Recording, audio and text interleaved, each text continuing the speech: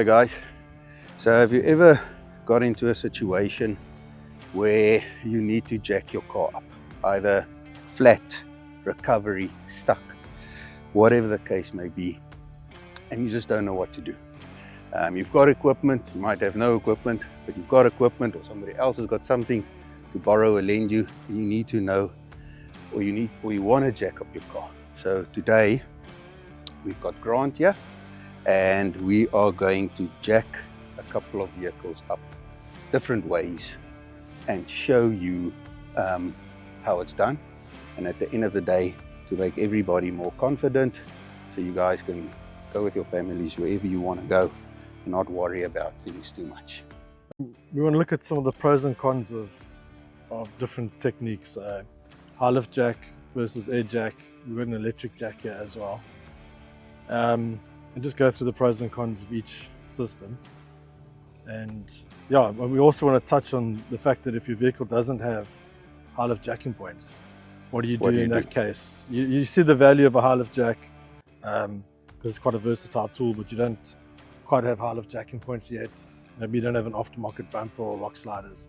So what do you do then with a HiLift jack if you don't have recovery points? Yeah, and I think at the end of the day, you know, you can always use your vehicle's normal jack. I think if we look at the electric jack, your vehicle's jack is going to be very similar to the electric jack in the way where you're going to position it and the way you're going to lift the car up. The HiLift jack is a little bit more different, the way that it's used, and obviously air jack completely different. So I think with the electric jack, it's going to also show you more or less how the normal jack works. Normal jack is going to be much more manual, you know, where the electric one will be much easier. So, and I think it's also good to note that, you know, we sell all these options at Safari Center, Cape Town. So if there's something that you see that you need or you don't understand, you guys can pop down and have a look at these items more closely at the shop. Cool. Here we go. Let's get jacking. I'll say. Okay.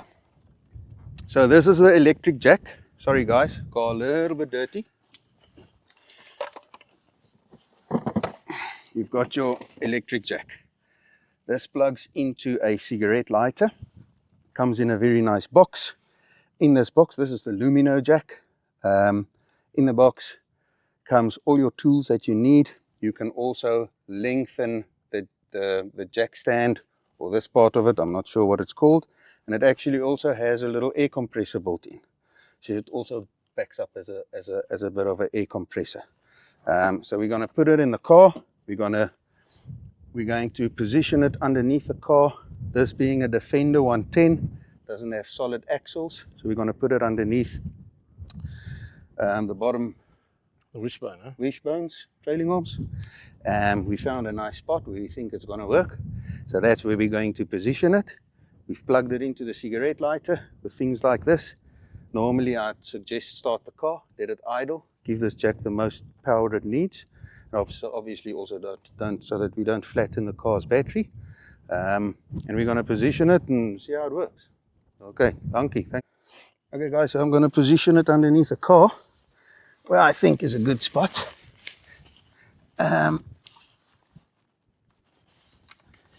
We've got it on a little bit of a mat just to protect it from the sand. I'm going to start the car.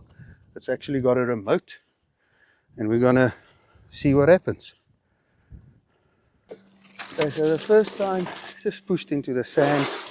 Obviously the car heavier than we thought, sand softer than we thought, so going to grab a base plate. So this is anything hard to sort of give you a bigger surface area. So we've got a little base plate here from Front Runner. This is actually a HiLift Jack base plate, but we can just turn it around and then it becomes the electric jack base plate.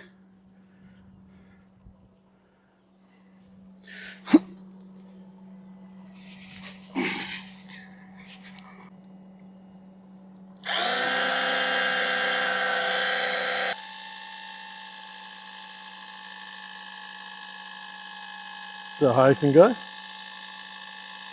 Hmm? Let's see how high it can go.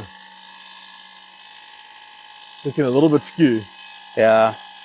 If I reposition that base plate, it'll be a lot I better. think maybe stop. It's going to kick sideways. Yeah. That's actually not bad though. Got the job done. That'll do the job.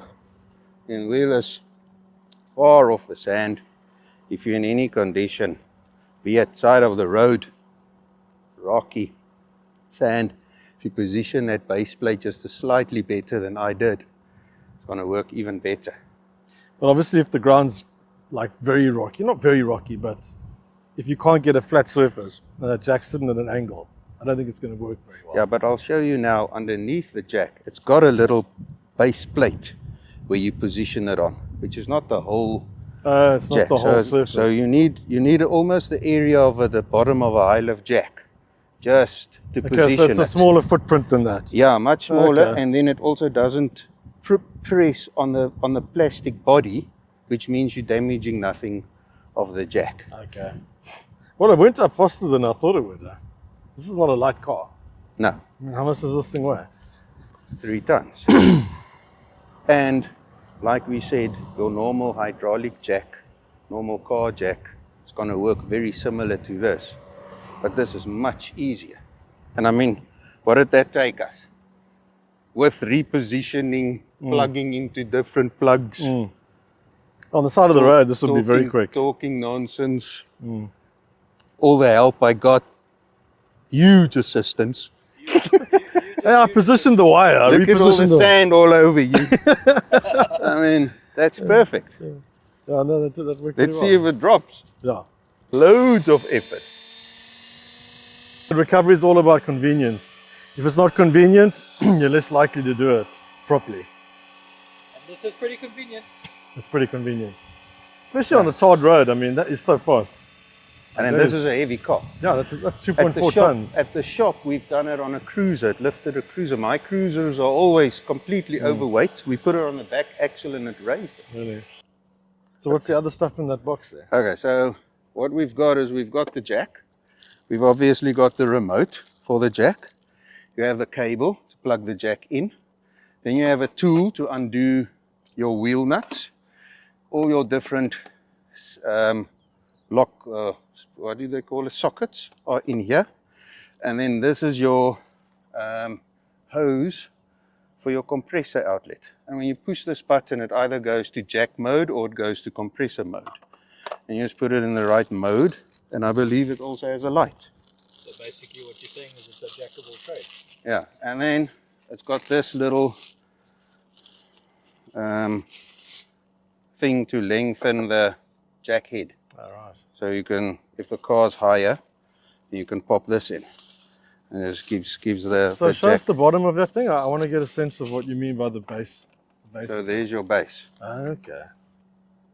So that's where it's. Yeah, so it doesn't have to be level. All it No, just needs to you be just level. need Yeah. you just need that needs to be Yeah, supported. because that's for the forces of Yeah.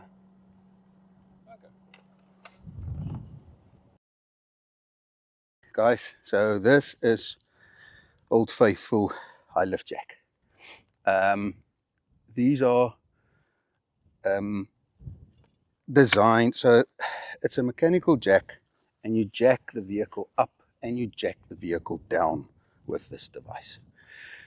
It can also be used as a winch and a lot of other things, bead breaker, that type of thing, but predominantly it's used as a jack. And you would try, or you would want to use it, I'm guessing, on a jacking point. Now, a lot of 4x4s, or if you rig your vehicle out to be an overlanding vehicle, you're going to put jacking points on it so that you can use a jack like a HiLift Jack on it. So this particular vehicle does have jacking points. So in the front, it's got an ARB bar, and there's your dedicated HiLift jacking points. We've got rock sliders on the side of this vehicle, and we have a replacement back bumper, all which have jacking points. So you can jack this vehicle front, side, and back. And you're going to do it either by just hooking the toe into this point made for it, like it is on the ARB bar, or if you look at this vehicle on the side and on the back, there's round jacking points built into the bumper and into the rock sliders. You're going to connect this jack adapter onto this front toe. It's got the safety bolt that goes through, and then you can push that jack adapter into your jacking point. What's nice about this specific point, if you've got it on your back bumper, so imagine now this is the back, and you jack the vehicle up, and you've now driven yourself into, you're now stuck in, I don't know, mud, or in you on your belly, or whatever the case may be. So you want to jack the car up, and you want to get the car next to the track. In theory, what you can do is you can jack it up, and when the car's out, up and away, you can actually just let the car fall over, and the car will fall next to the track.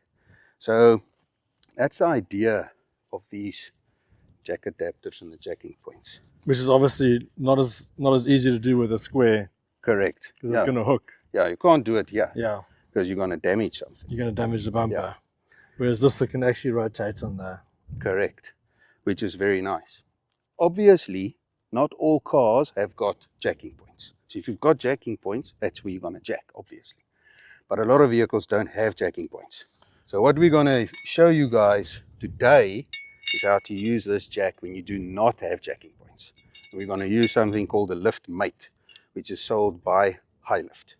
So safety rules. When you jack with this HiLift jack, you have to have constant pressure on this arm, always.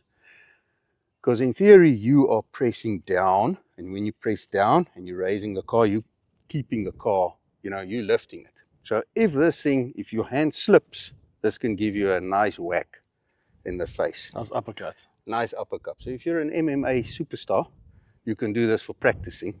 But otherwise, just keep pressure on it. And then the other thing that you need to remember is when you put your jack in the stationary position, so you've now jacked the car up and you want to put it in a stationary position, your arm always vertical. So you clip your arm in, or you put it vertical. When it's vertical, this thing won't do anything. When it's obviously horizontal and in the moving motion of it, it can start to either jack itself down or whack you in the face. So when you're stationary, always keep it up and keep everybody away. Okay? One guy uses the jack, other guys stand far away. Well, not a kilometer away, but give yourself some distance. Let the guy that works the jack work the jack. Don't get in the way.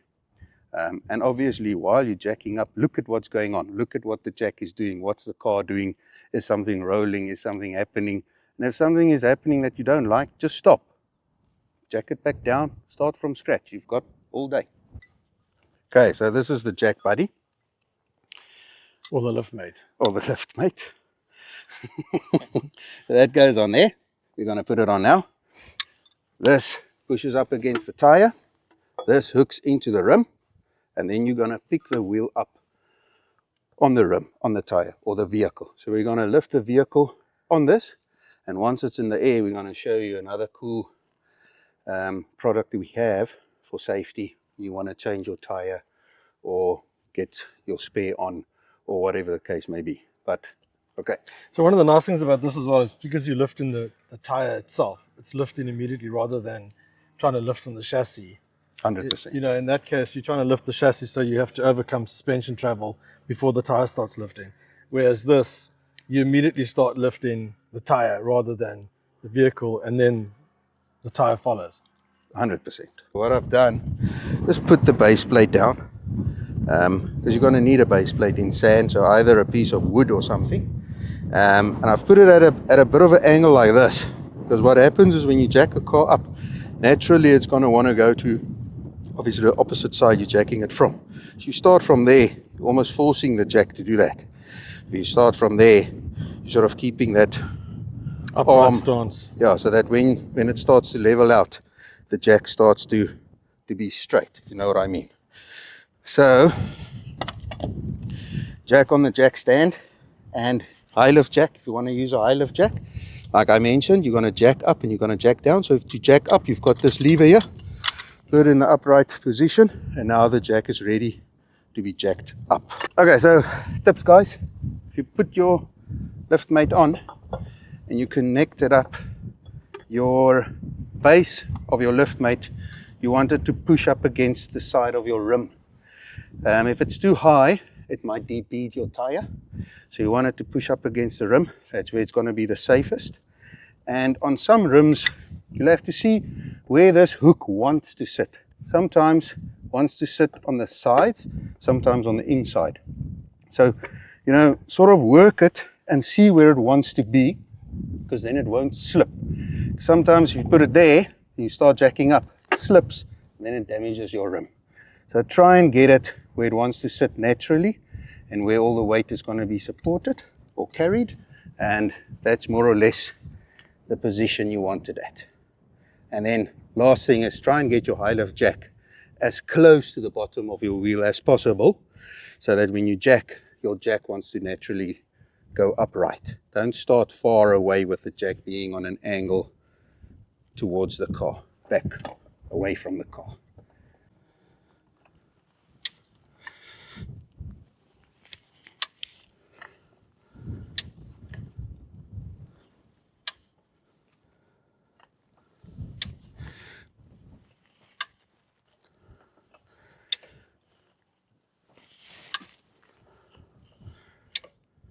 In the air. Yeah. One more. That's it. Okay, rule of thumb, upright position. Okay, now if you want to do a recovery, throw things underneath the wheel, do your recovery. I'm sorry, my lappies is looking a bit bad there. I'm just there to protect a little bit. But again, like you see, very quick, very easy. Wheel in the air. If you're in a river crossing, got stuck in a hole, quickly need to just get that wheel up, put something in underneath, drop it down, go away. Perfect for that.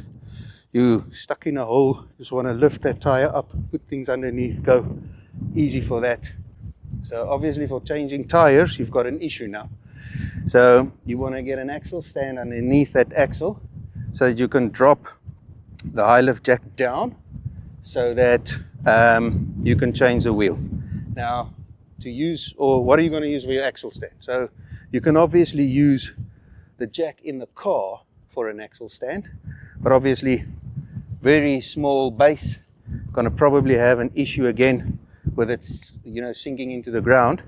So we do a very nice collapsible axle stand. So I'm going to show you guys now, which you can put underneath the axle, drop the HiLift jack, change the wheel, and then put the jack buddy back, raise it up, get the axle stand away, drop it down, and Bob's your uncle. So we're going to try it. It's also a lot safer, because rather than having the car hanging on a bottle jack or something, you're actually putting it on a jack stand, which is a lot more stable when changing the tire than just the bottle. Okay, wees net versigtig as jy aan die kar ingaan. I can just leave it like that. I'll drop it down on it. Okay. Okay. Okay, go for it. Okay, dropping down. And this is where you need to keep your resistance on this arm, so that when it comes up, it doesn't hit you in the face. I can take the tire off, take the wheel off. So now we can remove everything. Not going to do it now, but we can remove everything, can safely do a tire change, and then when you're done, come back up, reposition your base plate nicely so that it's upright, not like this. So we'll reposition it quickly, and then we can get it up, get the axle stand out, and drop the car down. Cool. Okay guys, so this is the X-squared 3-ton air jack. We're going to use this on the Defender now. You can use it either with inflating it either with the exhaust, or you've got this very nifty fitting, which has got a valve on it, and then you can use it by using your compressor, which I am a fan of. You get these two rubber mats with it to protect it, and then it all comes very nicely packed in a bag, quite small, quite light. Yeah, I'm surprised how lightweight it is. Yeah. My experience with air jacks is they're quite heavy and bulky, but this doesn't feel bad at all. I mean, this is a couple of kilos, not even.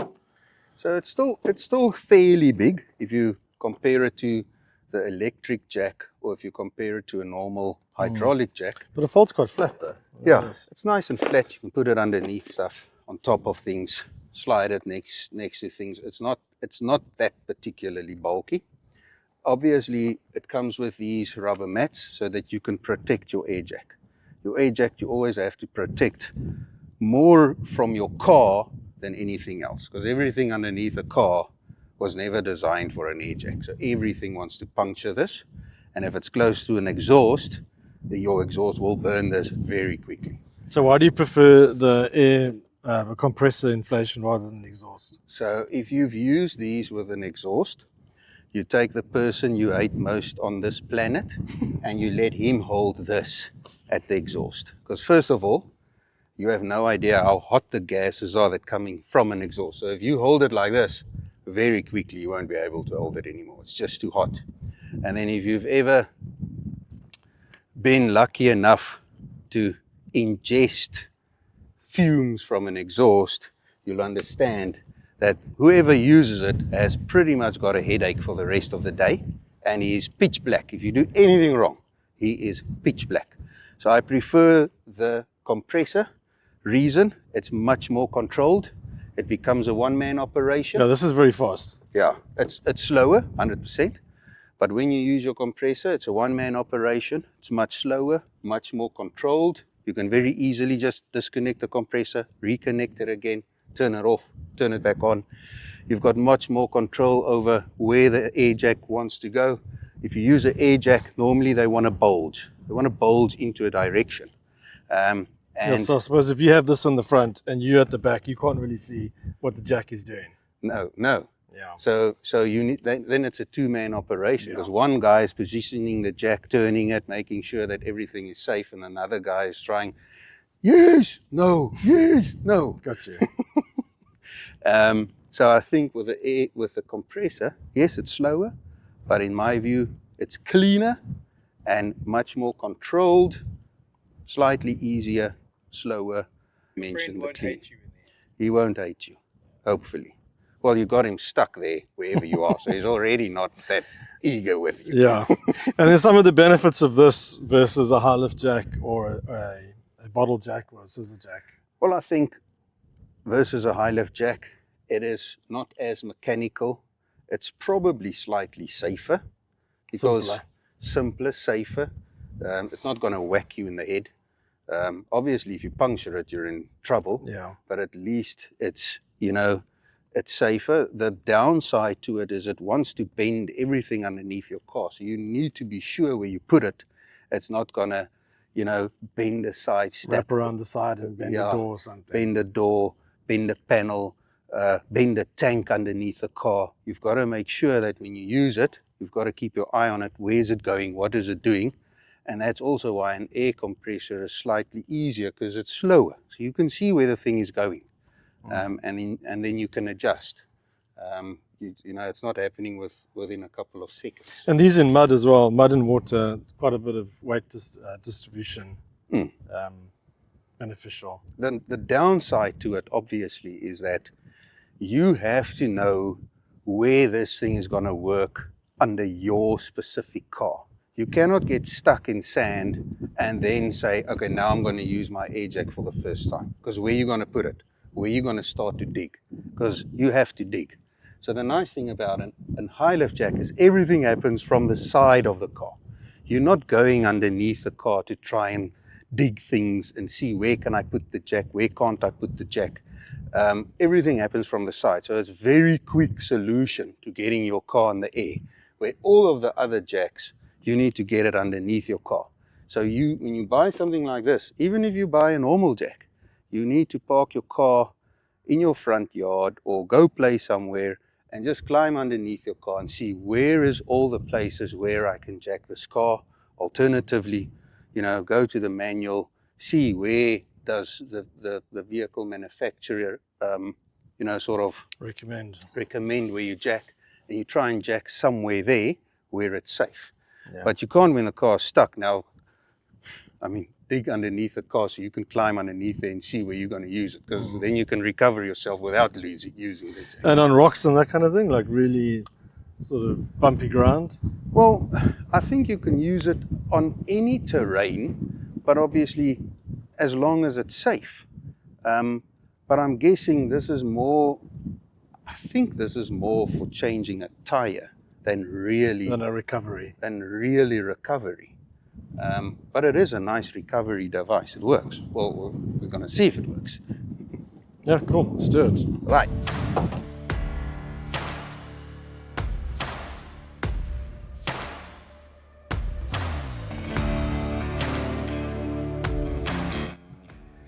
Okay, so we've given the air jack a go. So what would you say the pros and cons are?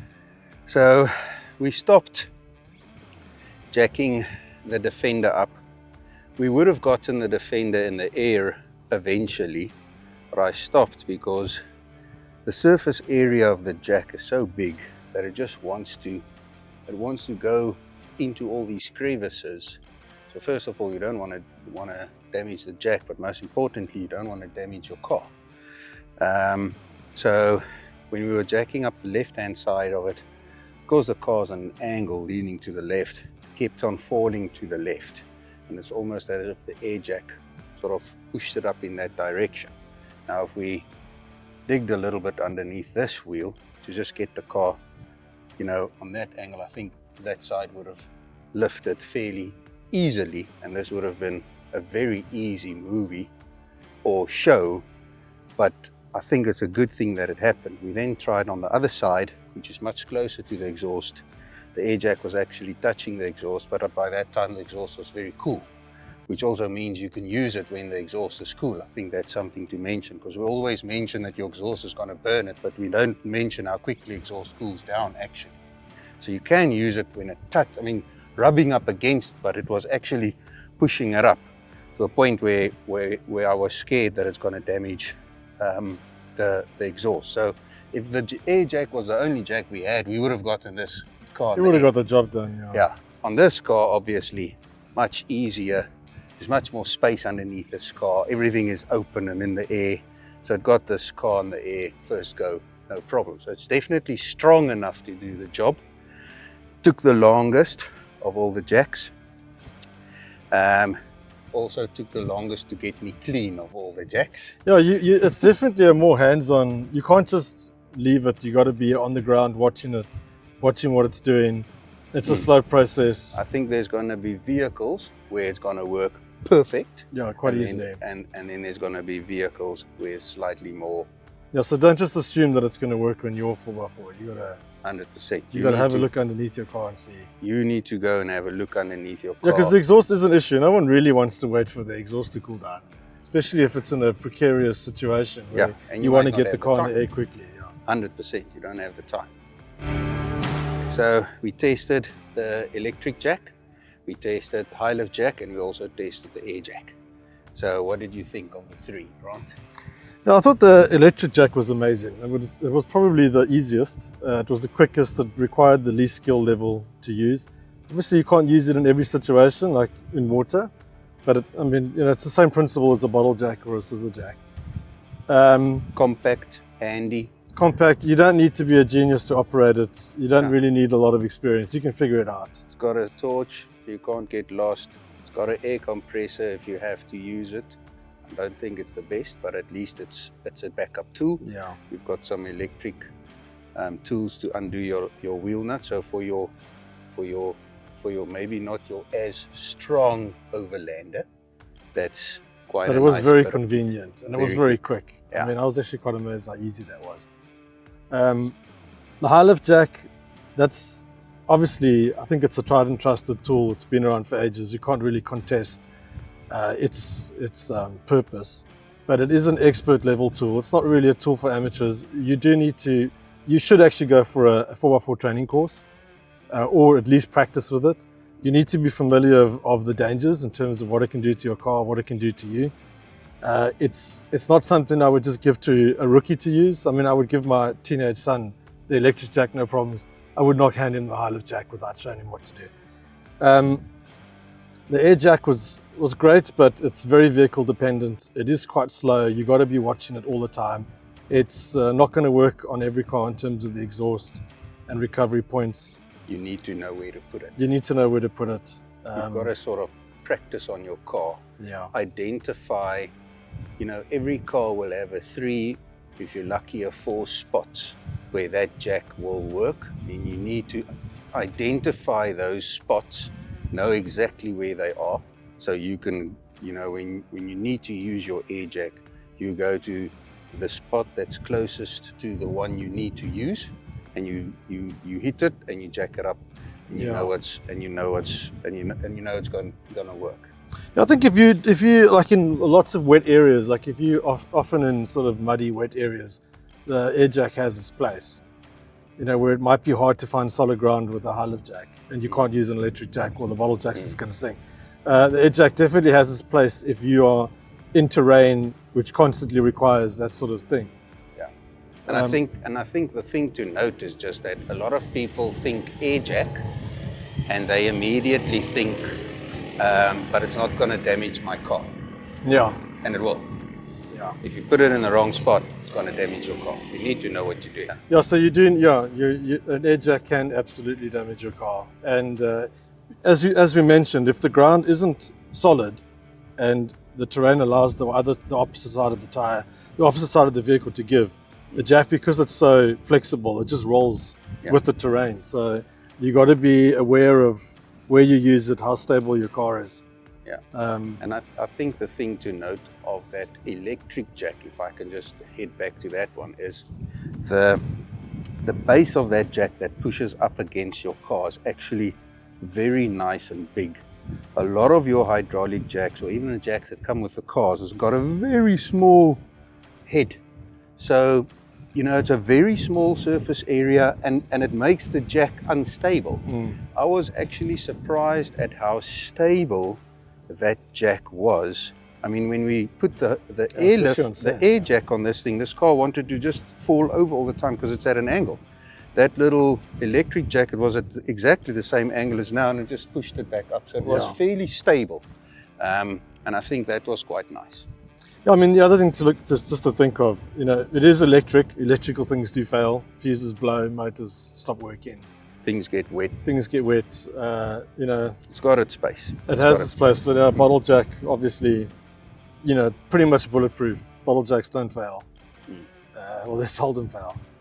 But I think, you know, in terms of a complete setup, unless you're going into muddy or wet terrain that requires an air jack, I think a HiLift jack with a bottle jack or an electric bottle jack is the answer for most people. Cool. That's it. You want a jack? Come to Safari Centre, Cape Town.